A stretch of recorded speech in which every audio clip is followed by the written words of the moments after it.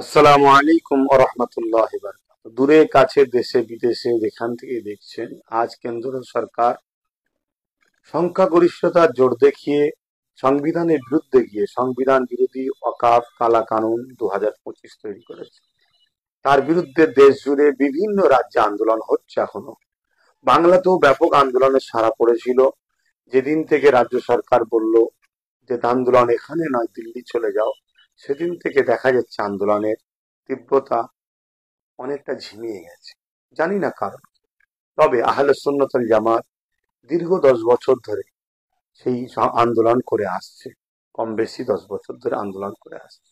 আগামী 1লা জুন হাওড়া জেলা সাঁকরাইল থানা কমিটির ব্যবস্থাপনায়, ফুরফুরা আহলে সুন্নাত ওয়াল জামাতের থানা কমিটির ব্যবস্থাপনায় আমরা একটা প্রতিবাদ সভা ডেকেছি। সেখানে পহেলগাম ও এই যে কেন্দ্র সরকারের সংবিধান বিরোধী ওয়াকফ কালা কানুনের বিরুদ্ধে প্রতিবাদ সভা, প্রত্যেকটা ধর্মপ্রাণ এবং সংবিধান প্রাণ এবং পহেলগাম এই যে বর্বরচিত সন্ত্রাসী হামলার নিন্দাকারী প্রত্যেককে আসার জন্য আহ্বান জানাচ্ছি। সুস্থতা কামনা করি। ভালো থাকেন। ঝড় হোক, পানি হোক, তুফান হোক, প্রস্তুত নিয়ে আসবেন। ছাতা নয়, প্রয়োজন যদি হয় পানিতে ভিজতে অসুবিধে হয়, রেনকোট নিয়ে আসবেন, ছাতা নয়। তবে আমরা পানি হলেও ভিজতে রাজি।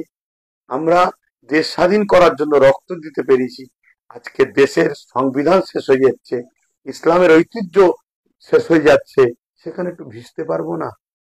তাই আমরা আসছি, আপনারাও আসবেন। সুস্থ থাকেন, ভালো থাকেন। আল্লাহ হাফেজ।